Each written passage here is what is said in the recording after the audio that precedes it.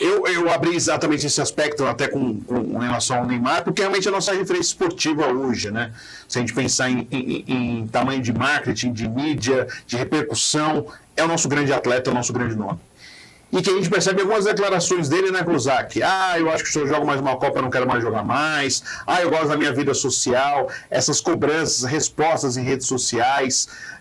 Há exagero dos dois lados. Do lado da cobrança e do próprio comportamento do atleta. Se a gente pensar como um atleta profissional que vive a sua profissão como um esportista. Como que você vê, Kozak? A gente vai falar muito da psicologia no esporte, mas esse caso específico do Neymar, como que você vê?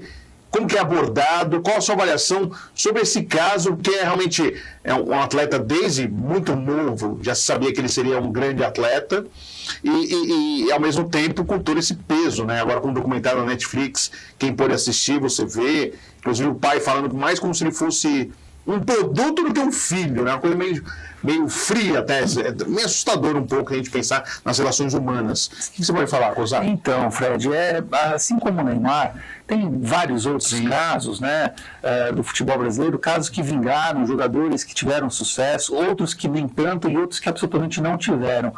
É claro, sempre à distância, com uma observação e com o cuidado que a gente deve ter para falar de uma pessoa, e sobretudo um ídolo, um craque como o Neymar. Mas, como psicólogo do esporte, a minha preocupação é sempre em relação à formação desses atletas e à preparação deles para um dia virem a ser uma pessoa famosa. Então, a sensação que eu tenho ao observar e acompanhar o Neymar todos esses anos é que ele foi muito protegido, né, pelo pai, a gente vê pelo documentário, né, todos esses materiais que a gente tem acesso, e que, de repente, o Neymar resolveu sair um pouco dessa bolha que ele, de alguma forma, esteve durante tanto tempo e quis aí ter um grito de liberdade, para ele poder viver um pouco as coisas dele sem ter que se preocupar, ocupar com família e tudo mais, porque quando você escolhe ser jogador de futebol, e eu lembro alguns atletas que eu atendia na época que o Neymar ainda jogava no Santos, nas categorias de base, o Neymar sempre foi um grande destaque, né? Então, alguns atletas que eu trabalhava diziam: João, vai lá assistir, a gente vai jogar contra o Santos, eu nem vou te falar, tem um rapaz que chama Neymar, e eu não vou nem te dar o número da camisa dele. Você vai entender quem é ele. Que era diferente. 5 minutos de jogo. E, de fato, 5 minutos de jogo eu já sabia quem era ele. Agora, me preocupa, Fred, porque falta uma preocupação dos clubes em relação a esse crescimento paralelo do jogador e do ser humano.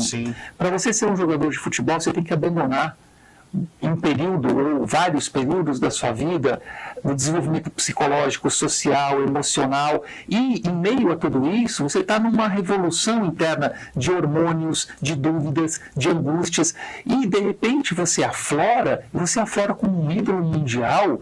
Quem sou eu no final? Eu sou aquele menino que cresceu e que tive a superproteção da minha família. O que o mundo está esperando de mim? O que é o mundo? Então, assim, são tantas as perguntas que às vezes não são feitas conscientemente, mas são sentidas emocionalmente. Claro. Então, é preciso olhar por essas duas variantes, pelo lado do humano e pelo lado do atleta. E acho que os clubes pecam muito em relação, até o que você comentou do documentário, a sua sensação, né? De que o pai fala assim: pô, isso é um produto.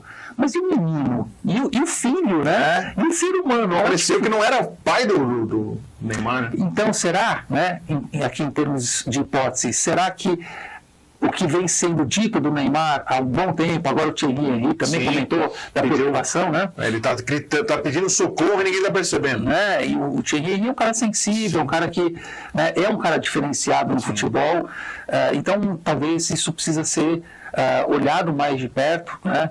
E que o Neymar possa ter a solidez e a consistência e a tranquilidade, sobretudo, que ele não vem demonstrando ultimamente, para poder dar seguimento na carreira. E eu reforço aqui, ele é jovem, ainda tem muito futebol pela frente, né, e tomara que ele consiga aí colocar a cabeça no lugar, porque é o que eu falo sempre da psicologia do esporte. A psicologia do esporte, ela precisa vir como prevenção e promoção de saúde. Não como emergência, né? Você vê bombeiro, né? Outro dia o Roger Machado no Grêmio, que chegou lá falando: o problema do Grêmio é psicológico, o time não tem autoestima. E aí você vê o Palmeiras, né? Há pouco vim falando com a imprensa sobre o Abel, um trabalho que o Abel vem fazendo com a psicóloga do clube, que já está lá há décadas. Então, assim, você vê que tem conceitos de fazer fazer futebol que alguns clubes do Brasil ainda aí estão meio capengas.